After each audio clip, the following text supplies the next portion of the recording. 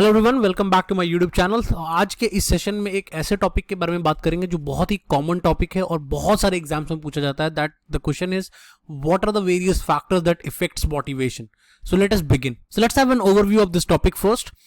In the business landscape, there is a famous saying that everything can be copied except culture and people. एक बात जो हमें समझनी है वो ये समझनी है कि बिजनेस में जहां कंपटीशन बहुत ज्यादा होता है वहां पर सिर्फ दो चीजें ऐसी हैं जिसको आप कॉपी नहीं कर सकते। रिसोर्सेज सारे कॉपी हो सकते हैं। अगर किसी के पास पैसा है तो पैसा आपको फंडिंग के थ्रू आ सकता है।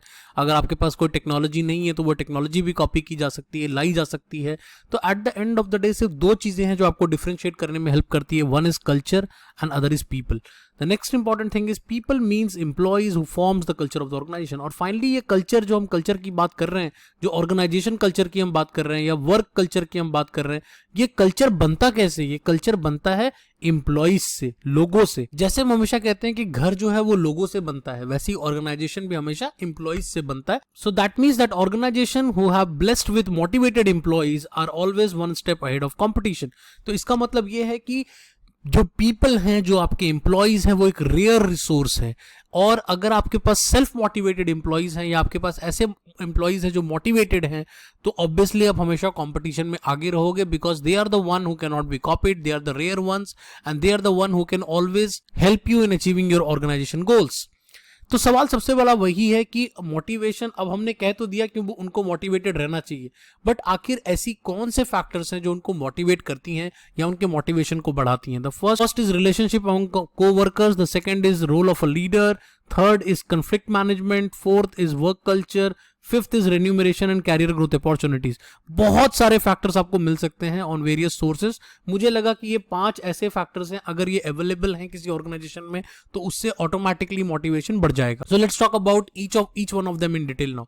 So relationship with the co-workers. Workplace is all about people working together to achieve a uniform goal. किसी भी ऑर्गेनाइजेशन कभी भी किसी एक पर्सन या किसी एक ग्रुप से नहीं चलता। तो इसका मतलब है एक ऑर्गेनाइजेशन में बहुत सारे लोगों का रोल होता है।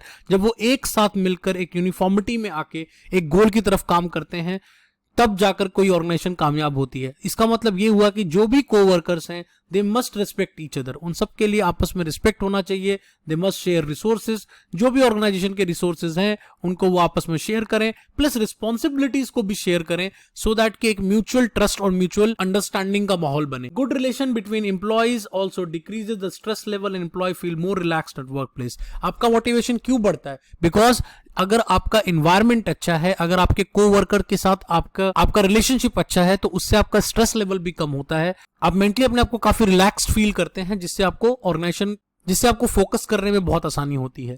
The second point is role of the leader. अब लीडर का बहुत रोल है मोटिवेशन में। कैसे? Because leader plays a key role in maintaining the conducive in work environment. Organization के वर्क एनवायरनमेंट में बहुत ज्यादा रोल लीडर प्ले करता है। बिकॉज क्या हमें एनवायरनमेंट ट्रस्ट से रिलेटेड बनाना है या हमें फियर से रिलेटेड बनाना है, ये हमेशा लीडर डिसाइड करता है।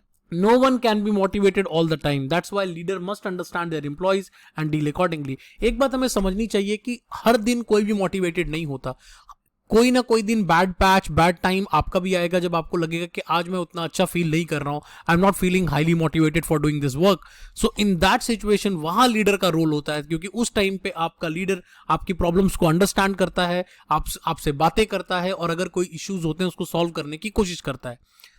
Proper guidance, support, appreciation of your good work and handling problems can make people happy and motivated. तो लीडर का रोल क्या है? प्रॉपर गाइड करना, कैरियर से related as well as personal life से रिलेटेड, सपोर्ट करना आपको प्रॉब्लम्स में, आपके अप्रिसिएशन करना आपके गुड वर्क का, प्लस अगर कोई प्रॉब्लम आप देख रहे हैं तो उसको हैंडल करने में आपकी हेल्प करना। उससे ऑटोमेटिकली आपका मोटिवेशन लेवल बढ़ जाएगा। आपको लगेगा कि आपके लीडर का सपोर्ट आपके साथ है और उससे आपको ऑर्गेनाइजेशन की तरफ जो आपका एक कमिटमेंट लेवल है वो भी बढ़ जाएगा। Let's talk about the third one, and that's called conflict management. Whenever people from different background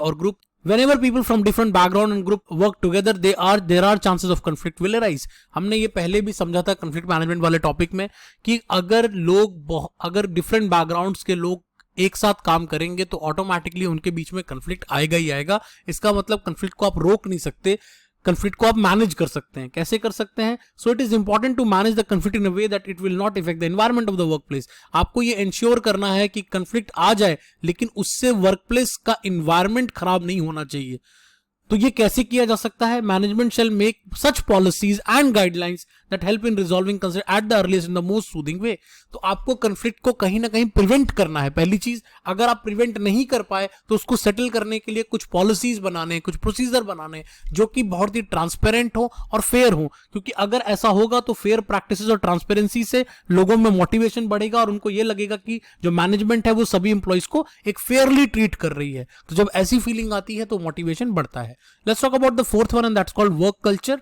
अब वर्क कल्चर क्या है? The organisation culture dictates the norms and behaviour that people depict while at work.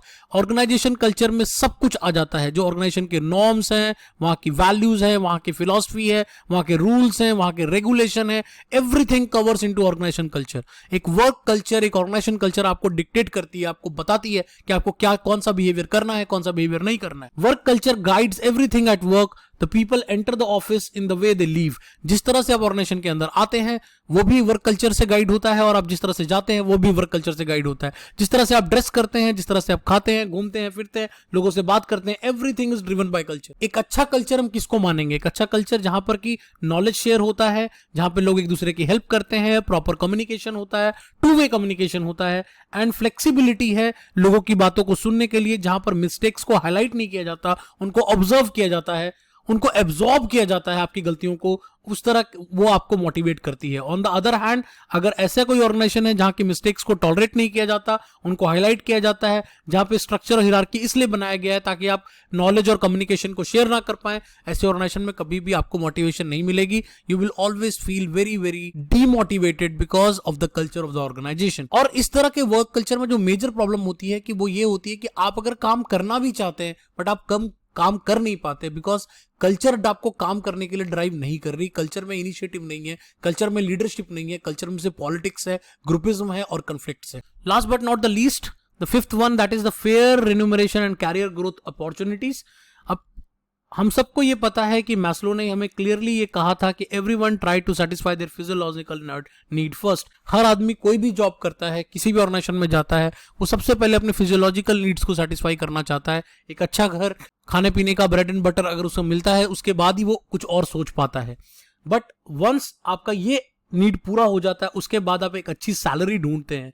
एक अच्छी salary का मतलब है जो आपकी काम, जितना भी काम आप कर रहे हैं उस काम को जस्टिफाई करे, प्लस टाइमली अगर आपको बोनस मिले, प्लस आपको इंसेंटिव मिले अगर कोई आप एक्स्ट्रा काम कर रहे हो। अगर ऐसी चीजें होती हैं तो उससे आपको काफी मोटिवेशन मिलता है, क्योंकि no doubt two factor theory ने क्लियरली कहा था कि मनी आपको मोटिवेट नहीं करती, बट मुझे लगता है कि इनिशियल कैरियर में मनी आपको काफी मोटिवेट करती है, बिकॉज आप मनी के कारण अपने आप को पुश करते हैं to work more. Employ also look for career growth opportunity. जैसे जैसे आप ओल्डर एम्प्लॉय होने लग जाते हैं, आपके लिए यह भी इंपॉर्टेंट होता है कि उस ऑर्गेनाइजेशन में मेरा ग्रोथ कैसे होगा, कैसे कैसे मैं ऑर्गेनाइजेशन के लैडर्स को ऊपर चढ़ूंगा। अगर आज मैं ट्रेनी हूं तो कब मैं असिस्टेंट मैनेजर बनूंगा, कब मैं मैनेजर बनूंगा, कब मैं एमडी बनूंगा। अगर ये ग्रोथ प्लान आप ऑर्गेनाइजेशन में लोगों को समझा पाते हैं तो लोगों में एक मोटिवेशन बढ़ता है कि हम अगर इस ऑर्गेनाइजेशन में लगातार टाइम तक काम करते रहेंगे तो हमें लॉन्ग टर्म में फायदा होगा।